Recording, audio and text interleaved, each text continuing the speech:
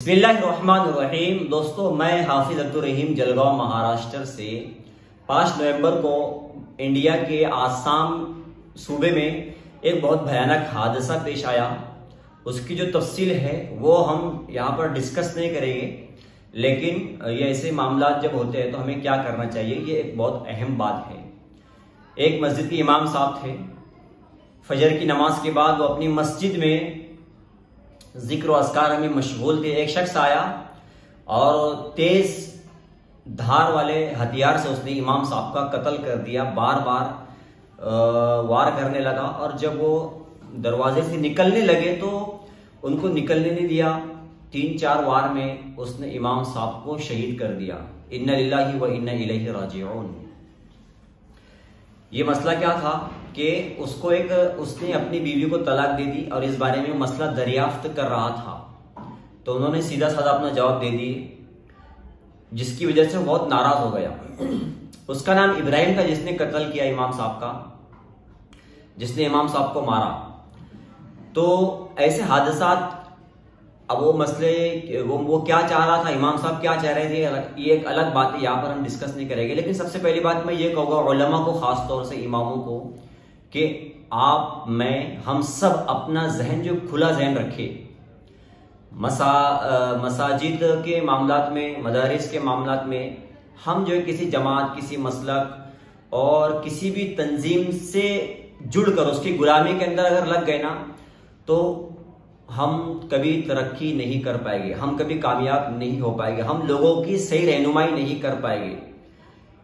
वो इमाम साहब ने जो मसला बताया था बिल्कुल सही था, गलत तो नहीं था, लेकिन फिर भी आज हमारी एक महदूद बाउंड्री है। हमको ऐसा घोड़े की तरह वो डाल दिया गया है, हमको सीधा देखना, इधर उधर नहीं देखना, जबकि हम कुरान और हदीस के मानने वाले हैं। नबी करीम सल्लल्लाहु अलैहि वसल्लम की तालीमात से, कुरान से, अहादीस से कोई बड़ा नहीं है। चाहे वो कोई भी हो, वो कोई बड़ा नहीं है। हमको अल्लाह कुरान और हदीस के बारे में ही सवाल करेंगे, लेकिन हम लोग गुलामी की जंजीरों में जकड़े हुए हैं। और यह गुलामी की जंजीरें जो है हमारे साथ बहुत अफसोसनाक सलूक कर रही है, बहुत बुरा जो है मामला हमारे साथ में हो रहा है। तो हमें जो है तो अपने जहन को खुला रखना चाहिए। हर एक के बयानात को सुनो, किताबें पढ़ो, सही उलमा की रहनुमाई और रहबरी में लगो, उनसे रहनुमाई हासिल करो। और जो किसी एक तंजीम, एक जमात, एक मसलक परस्ती में, शख्सियत परस्ती में लगा हुआ है, अल्लाह के लिए उससे अलग हो जाओ, उसको छोड़ दो, उसकी एक बात भी मत सुनो आप। क्योंकि ऐसे लोग जो कुरान और हदीस, इनके लिए कोई माने नहीं रखता। नबी करीम सल्लल्लाहु अलैहि वसल्लम, सहाबा की तालीमात, इनके लिए कोई माने नहीं रखती। ये सिर्फ अपने आका की गुलामी में लगे हुए लोग हैं। जब आप इस गुलामी से निकलेंगे और एक खुला जहन रखेंगे, खुला मिजाज आपका होगा, सबको पढ़ेंगे, देखेंगे, जानेंगे, पहचानेंगे, तो इंशाअल्लाह आपके नॉलेज में एक जबरदस्त इजाफा होगा, बहुत जबरदस्त इजाफा होगा। और एक देखो मुसलमान है, उसने इमाम साहब को शहीद कर दिया। कितनी ये घटिया हरकत है जो ये कर रहा है। पूरे इलाके में अफसोस का माहौल है। मस्जिद से 40 किलोमीटर दूर रहने वाला शख्स कहता है, 40 मीटर या 40 किलोमीटर था वो। उससे पूछा गया इमाम साहब के शहीद होने के बारे में, तो उसने कहा कि हमारे घर में सुबह से चूल्हा नहीं जला है, मेरे बच्चे बीवी, हमने खाना नहीं खाए। इतना हमको अजीब ये लगा है मामला। आप सोचो ना कि एक मुसलमान है और वो अपने इमाम साहब का कत्ल क्यों कर रहा है। तो आपका जहन खुला होना चाहिए, मिजाज आपका ऐसा होना चाहिए कि आपकी नजर में सब मुसलमान हो। अगर हम भी उन लोगों की तरह हो जाए जो इसको काफिर, उसको काफिर कह रहे और इसको गुमराह कह रहे हैं, तो फिर आप मुसलमान क्या है। ये पहली बात होगी। दूसरी बात ये है कि अब सोशल मीडिया पर एक बहस ये हो रही थी कि उस मस्जिद में दूसरा इमाम आएगा या नहीं आएगा। अभी इमाम तो वहां पर आएगा ना, क्यों नहीं आएगा। अब अगर क्या वो मस्जिद सुनी हो जाएगी कि वहां पर कोई इमाम नहीं आएगा। हाँ, ये जरूरी है कि वो वहां के जिम्मेदारों के साथ, वहां के लोगों के साथ, उस इलाके के लोगों के साथ एक अहम मशवरा कीजिए, मीटिंग कीजिए कि भाई इस तरीके से अगर मामला हो गए तो ये तो बहुत बुरी बात है। मुसलमान बदनाम होंगे, इस्लाम बदनाम होगा, मस्जिद बदनाम होगी, मदरसे बदनाम होंगे, तो वहां पर जो है तो इमाम तो आएगा।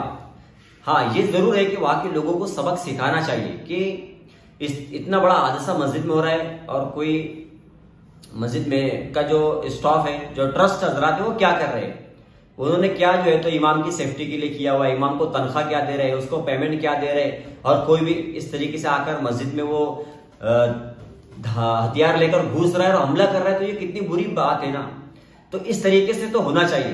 लेकिन एक बात ये कि इमाम साहब आएंगे तो क्या इमाम साहब सोशल मीडिया पर अभी एक मजमून बहरहाल गर्दिश कर रहा है कि वहां तो लाइन लग जाएंगी, लोग बोलेंगे इसको लगा, बिल्कुल लगेगी लाइन, क्योंकि वो कहते हैं ना कि लोहा लोहे को काटता है, ऐसे हमारे उलमा को काट रहे हैं। उलमा ही उलमा को नीचे दिखाने में, उनको मस्जिद से निकलवाने में, उनकी सेटिंग खराब करने में, उनकी जो है तो वो अच्छी मस्जिद में तो उनको वहां से निकालकर खुद वहां पर कैसे लग जाए, या उनका रिश्तेदार वहां पर कैसे लग जाए, या वो जो उनकी इज्जत बनी हुई उसको मिट्टी में मिलाने का काम कैसे करे, ये हमारे उलमा बहुत ज्यादा अब कर रहे हैं। इसमें अवाम का दोष नहीं है, अवाम तो बहुत कम है, लेकिन ये उलमा है जो ट्रस्टों की चापलूसी, बड़े अमीर लोगों की चापलूसी में लगी हुई है और इस तरीके से गंदी और घटिया हरकतें कर रही है। हमारे यहाँ पर भी ऐसा ही है, हर जगह पर ये आपको माहौल मिलेगा कि जो उलमा है, जो बड़े उलमा है, अब उनके पास 150 लोगों की उनकी अपनी टीम है और कुछ बड़े हजरत उनकी बात मानते हैं, ट्रस्ट उनकी बात सुनते हैं, अमीर लोगों के साथ उनका उठना बैठना है, तो ये क्या कर रहे हैं, चापलूसी के अंदर लगे हुए। और इसी के अंदर जो है तो वो जो हुफ़ाज़ इकराम, उलमा इकराम जो गरीब है, छोटी मस्जिदों में इमामत कर रहे हैं, उनकी जो है तो उनको वहां से निकालने में मशगूल है और अपने रिश्तेदारों को वहां पर लगाने में ये लोगों की जिंदगियां जा रही है। ये कोई दिन का काम नहीं कर रहे इल्ला माशाल्लाह। तो ऐसे उलमा भी आज अब बहुत ज्यादा तादाद में हो रहे हैं और कोई हक बोल रहा है तो फिर सबसे पहले उसका बायकाट किया जा रहा है, उसको उलमा मुखालिफ बताया जा रहा है, उसको जो है तो किसी भी गुमराह फिरके से जोड़ा जा रहा है, ये सब कुछ हो रहा है। आप ऐसे लोगों की परवाह बिल्कुल ना कीजिए। ये हो गई। तीसरी बात यह कि तो उलमा और हुफ़ाज़ इकराम जो मदरसों में पढ़ रहे हैं, उनको मदरसों से अपना जहन ये बनाना है कि हमको इमामत को, मदरसे को जरिए माश बनाना ही नहीं है। हम हमारा तंग जहन बिल्कुल ना रखे, इतना बड़ा मिजाज और जहन रखे हमारा कि हमको एक ताजिरी भी बनना है, हमको एक आलिम भी बनना है, हाफिज भी बनना है, इमाम भी बनना है, सब कुछ बनना है। और सबसे पहले आप मदरसा पढ़ रहे हैं ना, वहां से अपना जहन ये बनाओ कि मुझे ताजिर बनना है।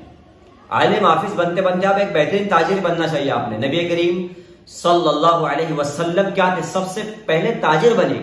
और क्या आप सल्लल्लाहु अलैहि वसल्लम की तिजारत थी, सहाबा की तिजारत थी, क्या अल्लाह तबारक व तआला ने उनको सलाहियतें दी थी, क्या उनके पास में माल था? ये तो नबी करीम सल्लल्लाहु अलैहि वसल्लम को नबूवत मिली, आपने गुर्बत को अख्तियार किया, उस पर अपनी सबर और शुक्र के साथ, बल्कि किनात जो है उसी में आप सल्लल्लाहु अलैहि वसल्लम खुश थे और कुछ नहीं था।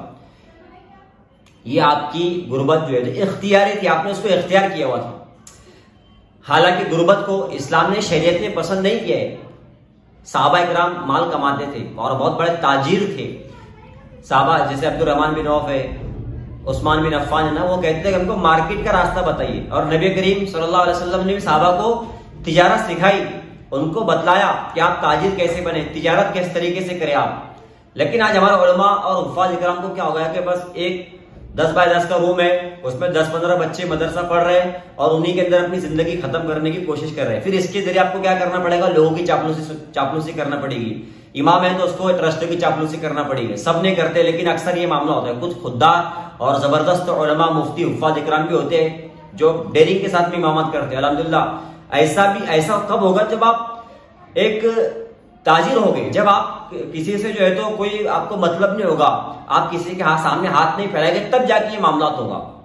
तो मैं खुद ये बातें कर नहीं रहा हूं भाई, मैं एक ताजिर भी हूं अल्हम्दुलिल्लाह। आप मेरे साथ वीडियो में भी देख सकते हैं, इसके अलावा भी सोशल मीडिया पर बहुत सारे लोगों को पता है।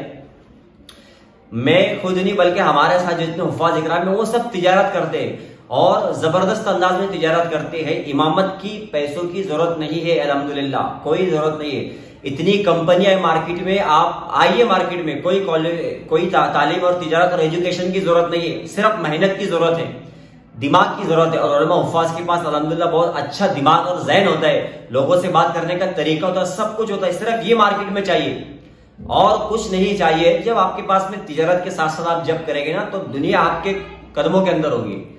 बगैर ताजिर बने, बगैर तिजारत करे, पैसा कमाए, आप जो है उलमा बिरादरी तरक्की नहीं कर सकती। तो मैं खुद तिजारत करता हूँ, मेरे साथ जितने हुफ़ाज़ इकराम है वो सब ताजिर है अल्हम्दुलिल्लाह, और सब तिजारत करते हैं। हम भी कभी एक गुलामी में थे, जब निकले वहां से तो अल्लाह तबारक व तआला ने बेहतरीन जिंदगी दिया और सारी गुलामी की जंजीरों को मैंने खत्म कर दिया।